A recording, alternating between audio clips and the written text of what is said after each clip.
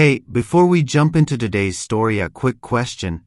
Are you learning English with boring grammar drills and vocabulary lists that don't stick? Here's a better way: stories.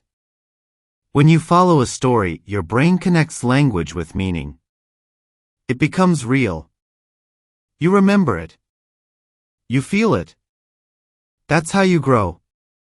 So if you're serious about improving your English in a fun way, hit that subscribe button, turn on the bell, and give this video a like. Trust me, it helps. Okay. Today's story is about a man and a teddy bear who go on an adventure around the world. Yeah, you heard that right. Let's go. Leo was not an ordinary man. He lived in a small apartment above a bakery. Every morning he ate the same breakfast: toast with peanut butter and a black coffee. He didn't talk much to people. Not because he didn't like them, he just didn't feel the need. His best friend? A teddy bear named Max. Max wasn't fancy. Just a small, worn-out bear with one missing button eye and fur that had faded from brown to almost gray. Leo had received Max when he was a child. And somehow, after all these years, Max was still with him. One rainy afternoon, Leo sat on the couch with Max on his lap. He looked outside. The city was gray, loud, full of people rushing. Something felt stuck in his chest. He stood up, grabbed a backpack, and without thinking too much, started packing. Toothbrush, socks, a notebook. And of course, Max. Leo didn't have a plan. But he knew one thing: he wanted to see the world. So began their trip. First stop, Morocco.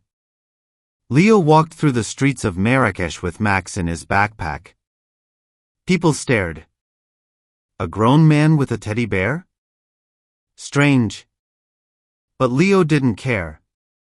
He visited the markets, ate spicy food, and watched snake charmers. One day he wrote in his notebook, "Max enjoyed the mint tea. I think I did too." Next was Iceland. Cold, quiet, and full of waterfalls.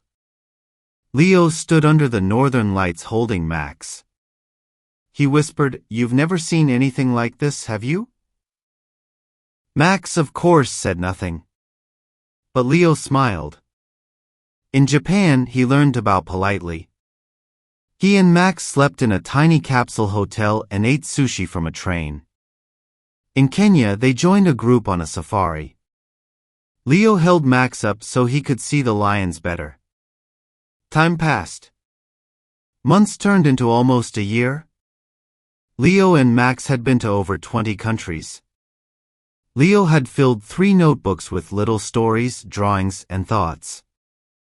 Every time they arrived in a new city, he'd find a quiet cafe, order a drink, and write.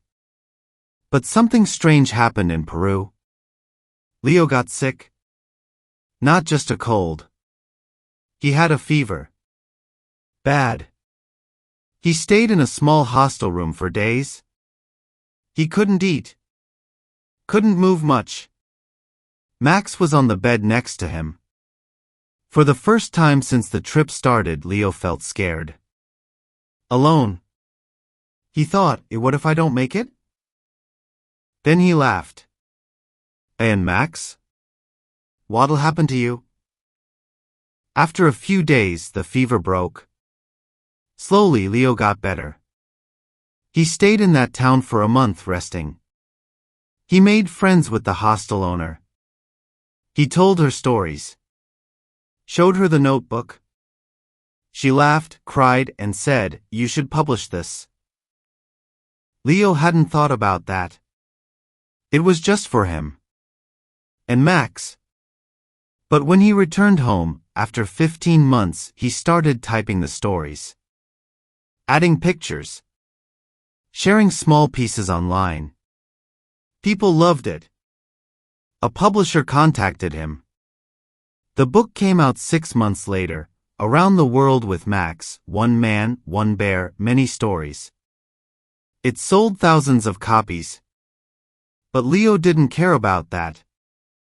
What mattered most was this: he finally understood why he had left. It wasn't just curiosity. It was a feeling that life had more to offer than routines and schedules. That the world was waiting. And sometimes, all you need to explore it is a backpack and a bear. Hey, thanks for sticking around till the end. That was a wild story, right? But did you notice how much English you just learned? Past simple, past continuous, expressions like turned into or without thinking too much, all of them help you sound more natural.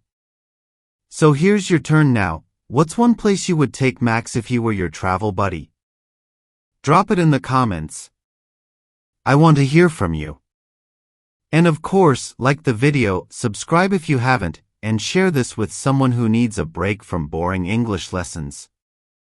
This is what we do. We teach English through stories every single day. See you in the next one.